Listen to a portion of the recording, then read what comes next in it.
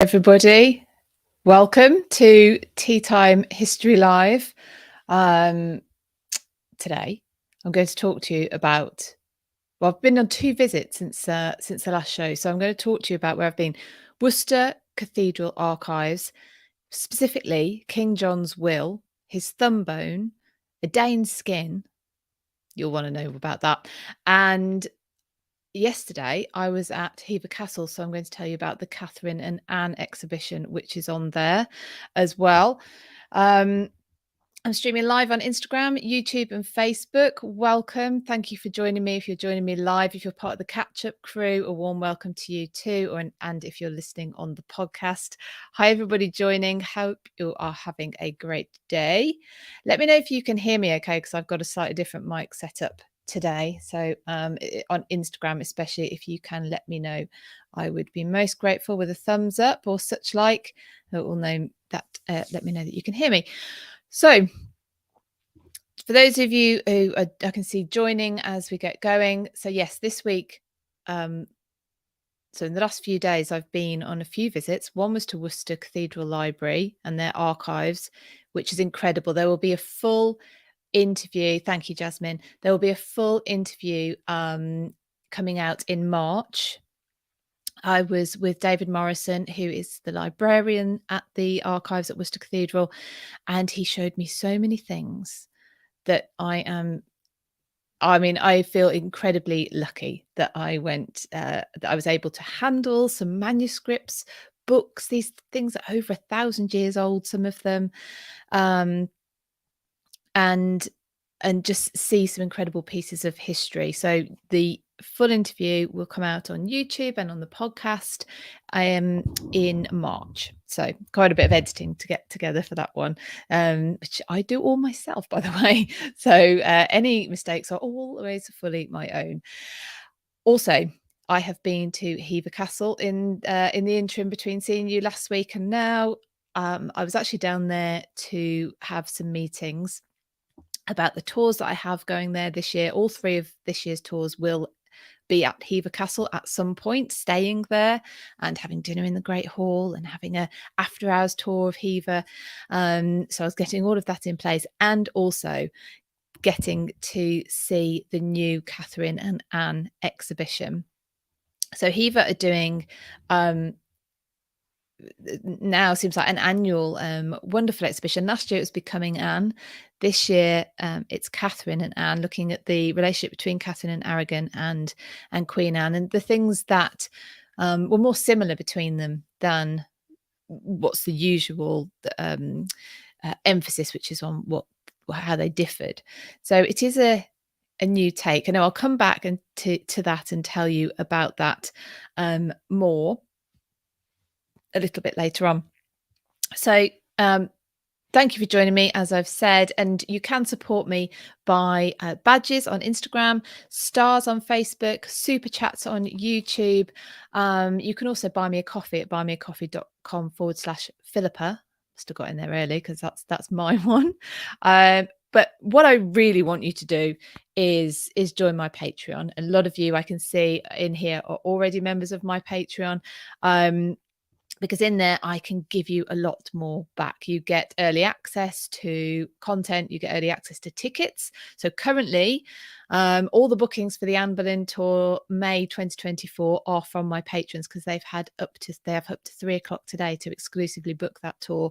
They get discounts on event tickets. So the Georgian Online History Festival, which is coming up on the 24th of March, you get 10% off tickets for that. You get behind the scenes stuff, like I say. So they've had extra photos from where I've been, when I've been to Worcester, where I've been to Hever this week, or in the past few days. We've got book club coming up. We have blogs. And you can ask a historian your questions as well. And actually, I do have another historian lined up soon to speak to. I may as well tell you about that now. If any of you saw my Instagram stories and Facebook stories yesterday, I had a 3-hour drive back from Hever, and I had 2 books to keep me company. One was this month's, we're doing it every 8 weeks. So this time's book club book, which is Gareth Russell's book about the Titanic. I had that book, and the other book I had to keep me company was a book which has just gone into paperback. Thank you, Melissa, for the badge. Thank you ever so much. Very much appreciated. Melissa has just bought me a badge on Instagram. So the other book I was listening to was The Dissolution of the Monasteries. It's just gone into paperback. It's by James Clark. And if you do buy it in paperback, I've got it on Audible, and it's a many hours long book. I can't remember how long it was. I was going to say 14, but I don't think it is. I think it's longer than that. I think it's like this thick if you buy the book. So interesting already. I'm about halfway through. We're getting to the visitations of Cromwell's men, where they're going and they're having they're putting together their survey of the wealth in the monasteries. Anyway, so I'm going to be interviewing the author of that, James Clark. So if you're a patron, you'll be able to put forward your own questions to him. So I will be gathering those up. I will let you know the details of that. So get your thinking caps on. I'm sure you'll have lots of questions about the dissolution of the monasteries. It's such actually a vast subject. Thank you, Becky, for the badge. Much appreciated. Thank you so much.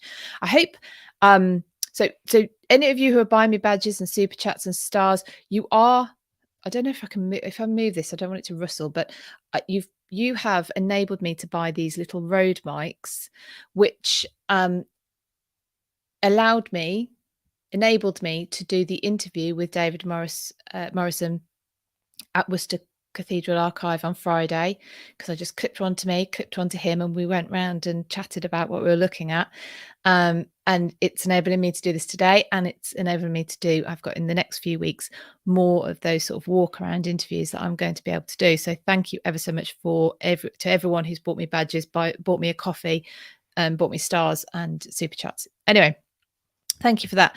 So so we'll get on. I want to tell you about King John's will, because it was quite a surprise when I saw it. I want to tell you about that. But first, let me say a thank you to my new patrons in the last week: Chelsea, Diana, Sandra, Cara, Carrie, Evelyn, Erendira, I hope I've pronounced that right, Rachel and Todd have all joined my Patreon. So welcome to them. It's £5 a month if you are interested. And it's www.patreon.com/British history. Right, let's get on to King John's will, his thumb bone, and the bit I really want to tell you about, which is the Dane's skin, which is a bit gross, but I'm going to tell you about it anyway. You might want to shut your ears off for that bit. So many of you might already know that Worcester Cathedral is the burial place of Arthur Tudor, the eldest son of Henry VII and Elizabeth of York. Would have been king had he not predeceased his father Henry VII. We could have had a King Arthur rather than a King Henry VIII. But he died only a few months after his marriage to Catherine of Aragon, and he died at Ludlow Castle. Excuse me, I'm going to have a sip of my water already. And he's buried at Worcester Cathedral, like I say, for various reasons, which we can go into in a different time. But the precedent had already been set for royalty to be buried at Worcester. And that precedent was set in the early 13th century with the burial there of King John of Magna Carta fame, Robin Hood fame, Big Bad John fame. And he actually requested specifically that he would be buried at Worcester. It's always been a cathedral, by the way. There was a priory set up there as well, but it's always been a cathedral, as opposed to others which were created cathedrals like Gloucester, which had originally been an abbey, and then on the dissolution, back to the dissolution again, became a cathedral. Anyway, Worcester's always been a cathedral. And King John, he died just outside of Lincoln, and he requested specifically that he would be buried at Worcester. King John died unexpectedly. So died of maybe not dysentery, but some sort of like food poisoning or bad things happening in bad places that nobody wants. So his will, I was imagining always that when I saw it, I would see a fairly long, comprehensive, large, grand-looking document. But King John's will, and this will be included in the interview, which I will go onto YouTube in March. His will is about this big for anyone watching, anyone on the podcast, about a third of a usual sheet of paper. So if that's a A4 sheet of paper, it's about a third. Really small, dictated, but it says I, John. So although it's not in his own hand, he's clearly dictating it to somebody as it becomes clear that he is not going to survive his illness. And the first few parts really just talk about how his son must inherit, and then then it goes on to his request for Worcester. Becky, you join Patreon by going to www.patreon, which is patreon.com/British history. The link is also in my Instagram bio if you want to use that after we've finished. So thank you for the question. It's really, so King John's will, it's small, it's compact, it's tiny writing, really beautiful. Clearly a professional scribe has written it, and there are at the bottom of the paper, it's folded up and there are slits in it where there would have been ribbons and wax seals attached to it, because he names the people he's entrusting that his will be carried out. And I posted about the will straight away into my Patreon group, and somebody asked about what is the likelihood or what is the legality around a will at this time. Does it have to be carried out the way it's been the way it's been written, i.e. did they really have to bring John from all the way from where he died over in the east of the country to the Welsh border, almost to Worcester, to be buried? I don't know the direct answer to that. However, from my opinion is that where it makes sense to the people left to enact a will, they do, and where it makes sense for them not to, they don't. I don't think there's any sort of legal case for a will at that point to be enacted in any particular way. I could be wrong, but I think it could be overridden. But the effort was made for King John to be buried at Worcester, and the will is at Worcester. So the will went with him to Worcester and is kept in their archives. So he's buried in 1217. Well, he dies in 1217, actually. I don't know the exact date he's buried in Worcester, but soon after that. And he, and like I said, and he lies there undisturbed pretty much until the 19th century, where they do some renovations, excavations. They have a bit of a prod about, they have a look at his body. Of course they do. They did a lot of that. And they actually built him the chest tomb. So if you see any pictures, which in fact I shared some on Instagram the other day, and I think it would have gone to Facebook as well, he's in a chest tomb. Now that was put in later, probably to mirror the chest tomb of Arthur Tudor, which isn't far away in Arthur's own chantry. So John is buried right in front of the high altar, and Arthur Tudor has his own chantry to the right hand side of the high altar. And so anyway, King John gets this chest tomb, but while they're having a poke about there's some souvenirs that are taken. So part of the cloth that is covering him is taken, part of his hose and material, and his thumb bone.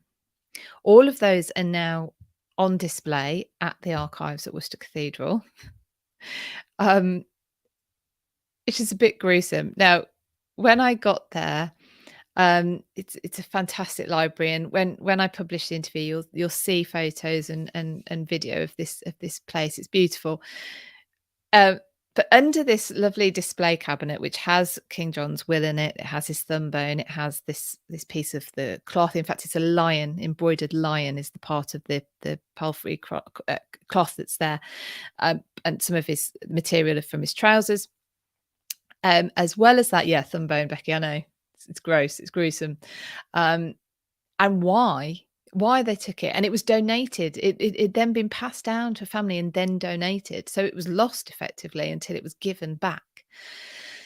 But all these are in a display cabinet. Underneath the display cabinet, this beautiful wooden, old, if you imagine the old Victorian display cabinets, which I have a bit of a soft spot for. I know people like more modern museums, but there's a place, I think, sometimes for these more these older kind of relics in themselves.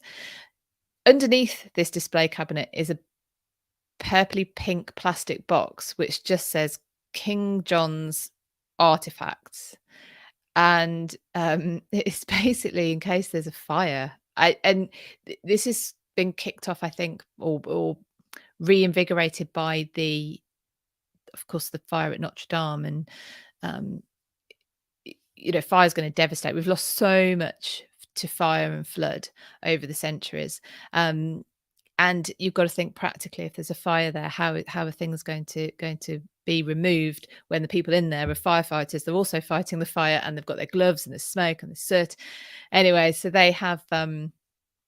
It just amused me because under this like Victorian, this beautiful like room with these incredible artifacts everywhere, and then you've got this big pink box which is for King John's artifacts in case of a quick evacuation requirement.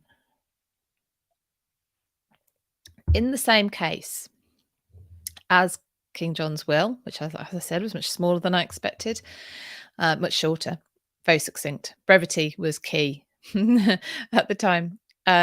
Next to his will is the skin of the Dane. And this is legend, but a legend that now has some proof. Worcester is sited on the River Severn, which is one of my theories as to why Arthur's buried there, because he could have been transported by river. Anyway, it's on the River Severn. It was a tidal river. It's wide. It was deep. So, of course, it would allow for trade. It made Worcester a prosperous town. In fact, the boats went much further north. There was a dock, or if you'd call it a dock. So trade ships would go all the way up to Bewdley, which is one of the stopover points actually for Arthur Tudor's body. That was where Tickenhill Manor was. So anyway, so Worcester, this is the river's wide enough, it's tidal, and so they can trade, bring goods. Perfectly sited for that kind of thing. It's also perfectly sited for a good old Viking raid. And the Vikings did raid Worcester on a number of occasions, not just the cathedral, but the town itself, and terrorized the occupants. And one particular instance, they were pilfering the cathedral. Like I say, it's always been a cathedral, even though there was a priory set up there, Benedictine priory. The church building itself has always been a cathedral. And one particular Viking was desperate to pinch is it called the Sanctus bell? Try to remember the specific name of the bell, but he was very determined to pinch this bell. He actually got separated from the rest of the raiding gang, and they left. They left without him, and he, for some reason, had been so taken with taking this bell that he didn't go with them. He missed that they'd left, so he got left behind. The population of Worcester, tired and just sick to death of these Viking raids, took out all their fury on this one man. Now, you might want to put your fingers in your ears for the next bit. If you're of a sensitive disposition or you're eating, you have been warned. But they flayed the Dane alive, which means they peeled off his skin whilst he was still alive. This is the legend. This is the legend. And it was thought to be just that it was legend. And the legend had continued with the story that his skin was pinned to the north door. The north door faces the river.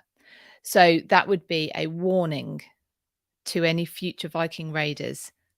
This is what happened to your kin when he came a knocking last time, when he came a ringing, when he tried to pinch her bell. This is what happened. Thought to be complete legend until analysis was done on the old north door, which the north door, I believe now is in the crypt, and there was some analysis done on it, and material was found which dated to around about the correct period and was of human origin. So, not so much of a legend. There's a real story behind it.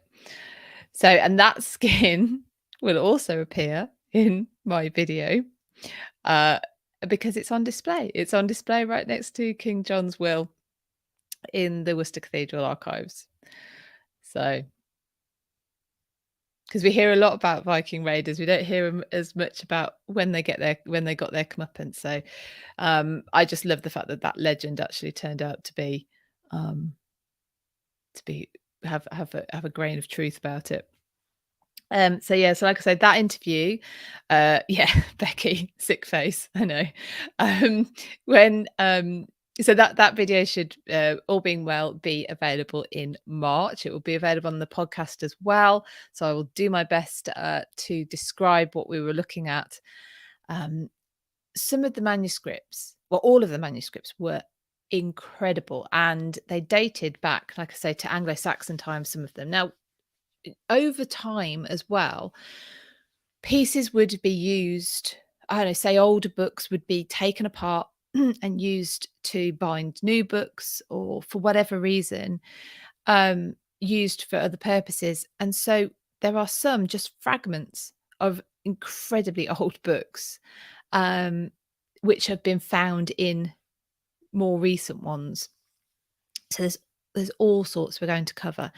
And so right from Anglo-Saxon times, which is when the cathedral was founded, and then through to there's a record of James II's coronation there. The crown jewels that were used. There are also depictions of what Westminster Abbey looked like and what Westminster Hall looked like for the coronation banquet. And why that's interesting is because you hear, if you hear accounts of a coronation and you hear of them, the thousands and thousands of people in the abbey on specially erected scaffolds, and you look and how on earth did they manage to get all these people into Westminster Abbey? And because there is this record of James II's coronation anyway, you can get an idea of how they fit them in, where were they. And similar in Westminster Hall. So for James II's coronation banquet, you could, as a member of the public, you could go and watch people having their incredibly decadent banquet, of which there was a menu, or for which, should I say, there was a menu. And the menu still exists in this record as well. So you can see what dishes were served at James II's coronation. So it's an incredible record. That's just one thing. There was a travel book which is one of the first examples of a fold out illustration. And again, I shared this already in Patreon. So if you're in my Patreon and you haven't seen this already, go and have a little look. There is a fold out illustration of Venice. And ciao, Monica. Just talking about Italy, and Monica comes up. Fold out illustration of Venice, and you could recognize it now. It was immediately recognizable. But that was revolutionary. That was something that hadn't been done before, that in a book you could fold out a page, so you weren't constrained to the size of the page to be able to convey whatever it was you were trying to convey. There's so much. I will be including Worcester in a tour, hopefully in 2024, because I think it's an absolute gem. Absolute gem. Hello over there in Argentina. How are you? The manuscripts as well. Let me before I go on to talk about the Catherine and Anne exhibition at Hever, the manuscripts at the Worcester Archive. Amazing for obviously the writing and the illuminations, where they would create the pictures on the page, the title pieces and the first letters, which would be incredibly well decorated, but also for the notes. Many of these books, for instance, things like books of hours, which were personal, actually they could be family or personal prayer books. There was a family version in there as well, one that you would have out in the home. They have space for notes. Similar with some of the what we would call textbooks. They had notes, and these textbooks would be passed on to the next generation of students, and you get notes from various people in the same book. Their little drawings were amazing, and there was one that was my particular favorite. There was those that were amazing, but there was one was my particular favorite, where they had drawn a rope to link 2 points on the same page that they felt were points that required thinking about together, which I thought was brilliant. I don't know how long it would have taken to do that, but that's what they did. Intrepid Fraidy Cat. Imagine if they'd mastered pop-up books back then. The flayed guy.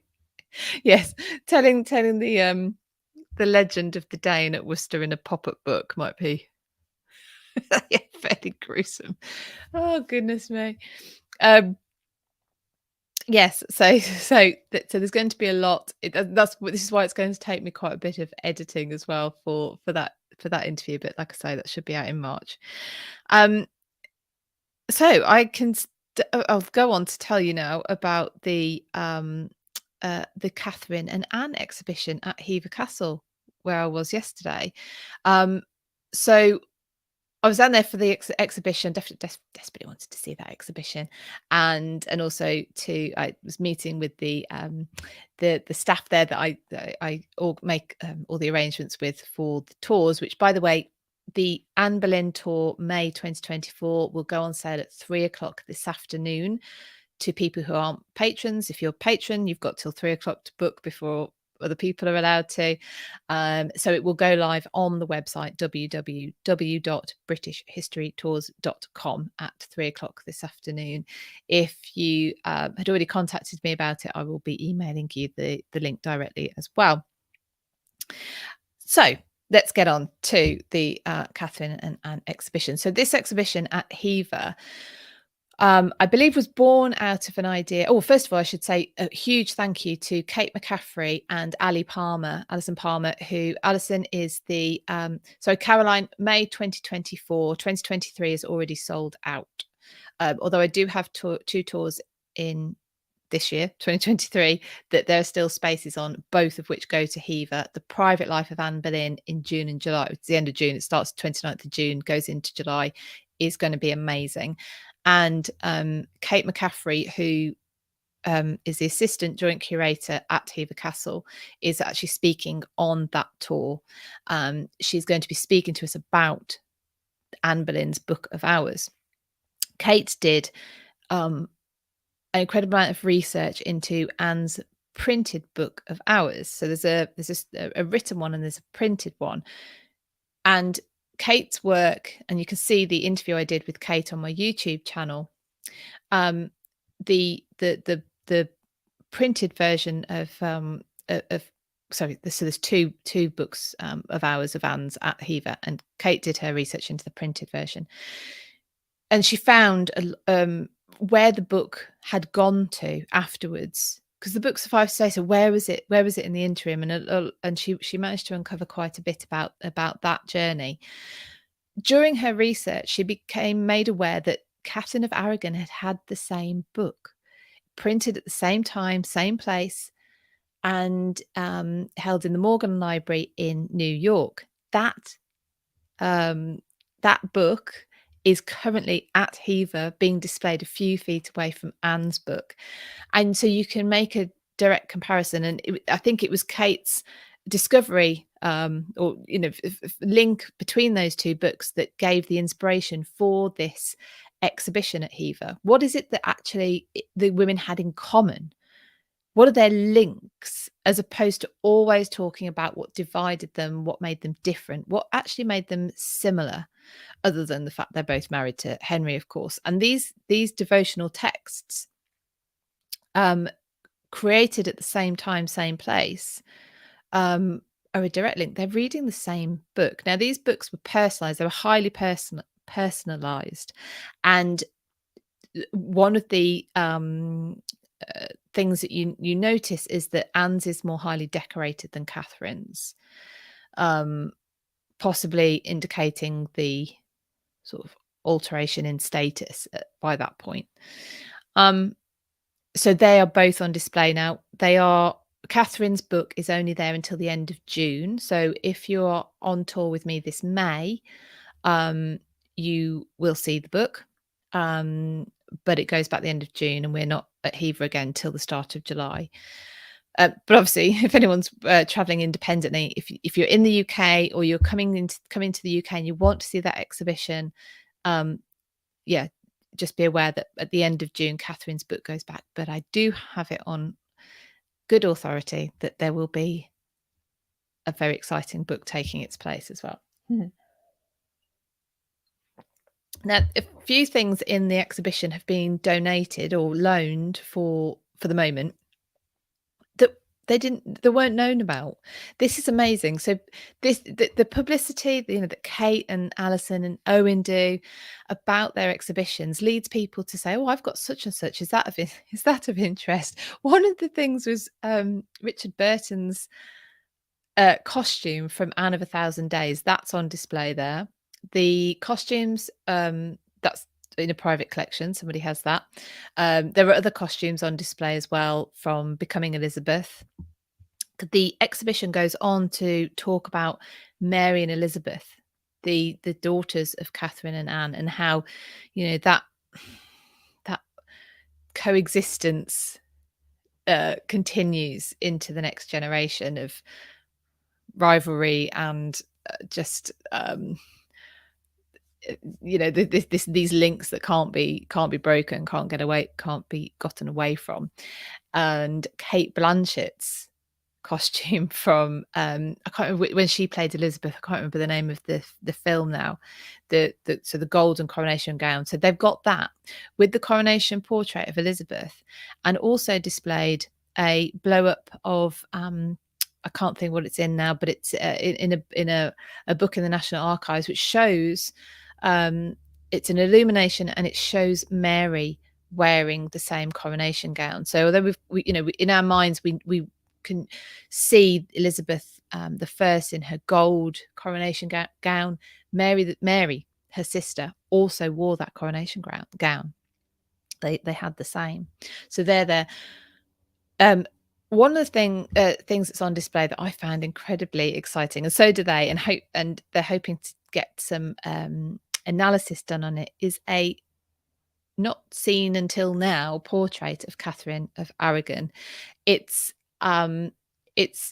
painted posthumously. It's not contemporary to her, but at which point it's painted, I'm not quite sure.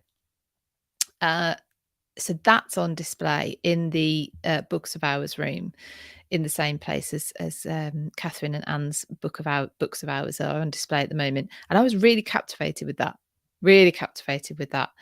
And really looking forward to hearing what they find out about it. So what else was there? They're also reimagining the castle floor by floor.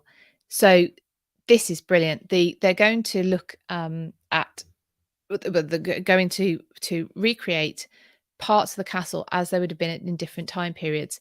There is a gorgeous, like 1930s setup, I think, lounge, which was used by the Astors, which in the time of the Tudors would have been like the scullery and, sort of a series of service buildings, service rooms. And it was made into a kind of entertainment music room. There's a piano in there, there's sofas in there. Now, Gareth Russell's book, Do Let's Have Another Drink, about the Queen Mother, I identified that it was at Hever Castle on a visit, or when the Queen Mother, obviously she wasn't Queen Mother then, when Elizabeth Bowes-Lyon decided that she would accept the marriage proposal from Bertie, the future George VI. So they're going to set that room up as it would have been during Elizabeth Bowes-Lyon's visit at that point, which is quite exciting, I think. And the upper floor where the the Boleyn family rooms are known to have been, that will be reimagined. So we can start to really get a feel for the castle at the different periods. I don't know if any of you have seen the information coming out from Simon Thurley's work about Hever Castle, but the Anne of Cleves link is so much stronger than was sort of, it was suspected, I know, by people like Ali and Owen, that the link to Anne of Cleves at Hever Castle was much stronger than previously thought, but it turns out to be really strong. She built the incredible long gallery. She built the walking gallery. Previously, both of those were thought to have been added by Thomas Boleyn, Anne's father, and they weren't. They were added by Anne of Cleves, which shows that she was spending a lot of time there. That she that she was willing to obviously invest in the place because she must have been spending time there. So that's going to be really incredible, and that will happen over the next few years. So if you've been to Hever Castle in the past, and if you go again, you're going to see something different each time. So it's well worth going back. They've got some incredible portraits as well. There's a brilliant one of a young Elizabeth, which isn't one that you see very often. They've also got the portrait of Mary Queen of Scots in her mourning, so a young Mary Queen of Scots in her mourning dress, from when she loses her first husband Francis, and next to her a portrait of her son James the 6th of Scotland, 1st of England.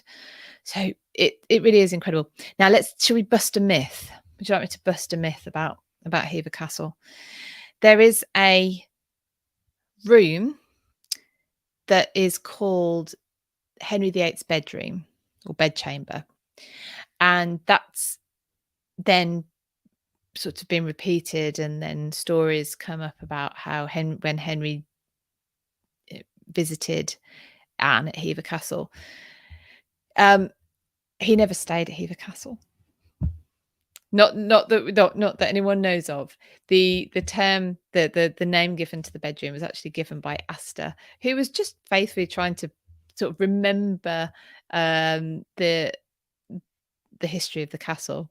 So, but it does mean that I'm afraid Henry didn't sleep in that bedchamber. If he had have slept there, it wouldn't have been in that room anyway, because that wasn't the best bedchamber. The best chamber bed. Oh goodness me! The best bedchamber was in the other wing, where Thomas Boleyn and his wife would have slept, and possibly Anne would have been when she fell ill with the sweating sickness. Was it in 1528? She retreated to Hever, and both her and her father fell very ill with the sweating sickness. This is famously when Henry sends his second best physician, and he only sends his second best because his first is otherwise engaged. I'm not sure if he was ill himself, but that's why. So it's quite funny because he only sent his second best. Well, yeah, not because he was keeping his first best anywhere else. So the exhibition is on all of this year. So Becky, the sweating sickness, yeah, it's not I don't think anyone's ever properly managed to define what we think it is, but yeah, a virus basically, which could take people really quickly. Obviously, people did survive it, but it was known to be a killer. Yeah. Rick, what was the requirements for a best bedchamber? That is a very good question, Caroline. Size, placement. That was the dog trying to. Did you hear that? That was the dog trying to bash his head into the door to come in. Yeah, size, placement. I think probably safety. So, how far away was it from the door? From the front door. And again, did you hear that? So, I will definitely post more in Patreon about my visit to the exhibition. And if you're coming on tour with me this year, then you will get to see the exhibition. So each of the tours, we do a hidden Hever tour, which is after hours, so after the public have gone, we get to go around the castle with a guide that's just there for us. So that will go through the exhibition. In Sheffield, I think it could be Winston. It's probably Hugo. Hugo's the one who does have he likes to headbutt things. Chris, does it have radiators? No, there was fireplaces. No, way before radiators. Although where Astor is, obviously when Astor put in things, there is modernization in there. So I stayed in the Astor suite. So Astor built an entire mock Tudor village on the back of the castle, which had service areas and bedrooms, lots of extra bedrooms. And that Astor suite is that is where I stayed the other night. And you can they run it as a bed and breakfast. But when I'm there with tour groups, we have the entire Astor suite to ourselves. If Henry didn't stay, why do they have the door lock? That's a very good question, Cherry. But Kerry Cherry. Yes, the door lock that is in the Great Hall. Yeah, I will have to ask that. But the evidence isn't that he ever actually slept there, which is interesting. He could have sent it to keep Anne safe. He was just incredibly paranoid, Henry. I think watch out for paranoid people. They tend to be the ones who become the most tyrannical and controlling. Yeah, but very good question. I will put that to Kate when I see her next. So before I leave you to it, so tonight, if you're around, we have History After Dark. We're continuing with this year is the year of the deceased git, and we are on to the G's. We're having a George off tonight. We're talking about the Georges, and we each have a candidate for the one we think is the worst George. So you can join us for that at 8:15 tonight on history.after.dark on Instagram and just at History After Dark on YouTube. So that will be an interesting discussion. Or I will be here again next week at the same time. In between seeing you now and then, I've got another few visits to do. So I will be able to talk to you about Tewkesbury and also Belvoir Castle. Belvoir Castle spelt Belvoir, if you've ever seen it written down, Belvoir. It's Belvoir Castle, confusingly.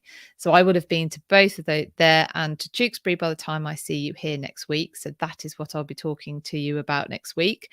Talking about Georges, the Georgian Summit is approaching. It's taking place. It's our online history festival. We have 6 speakers: Tracy Borman, Gareth Russell, Katrina Marchant, Antonia Keeney, Illyri Lynn, and Anne Stott, covering all sorts of topics about the Georgian periods and the Georgians, and they are just so debauched, fascinating, reprobates.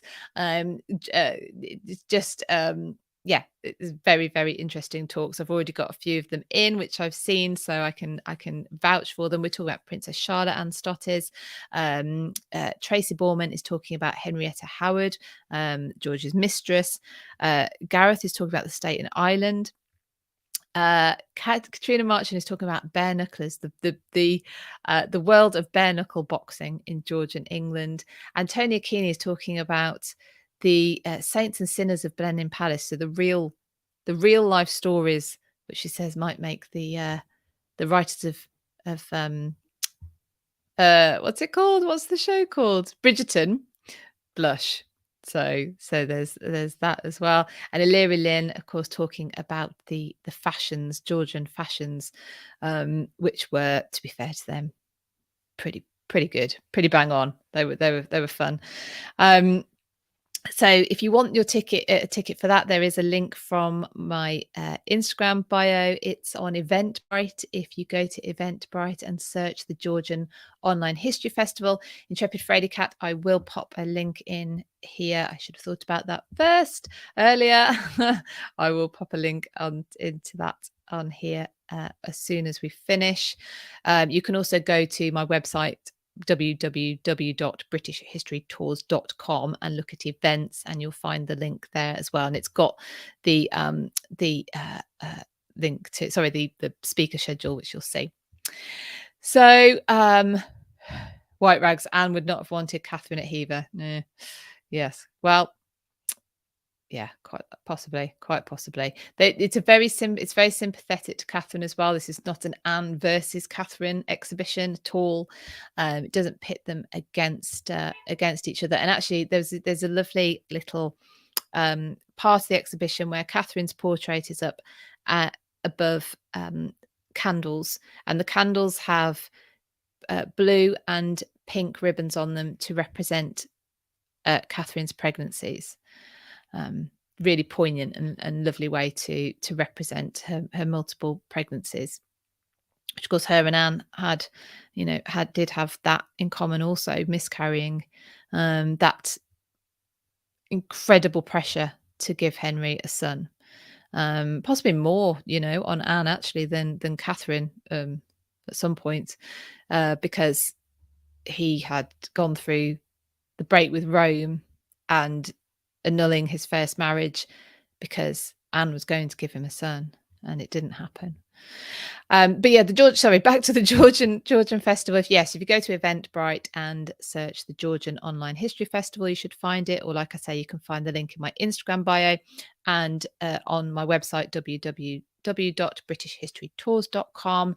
So we've got 6 speakers, a live quiz. We have got a live quiz. That's the ending thing. We've also got a live speaker panel as well. Both of those will take place on Sunday, the 26th of March. If you can't make the actual dates, don't worry, because all of the talks and the live recordings of the live events will be available until the end of May for you. So you can take advantage of the longevity. If you missed the Stuart Online History Festival, it's available to buy as an extra when you buy your ticket for the Georgian Online History Festival. Okay, everyone, thank you so much for joining me. If you're around tonight for History After Dark, please do join myself, Katrina Marchant and Catherine Brooks as we have a George off. We decide who was the worst George, and it should be fun. All right, I will see you all either later on tonight or next week. Bye-bye, everyone. Bye.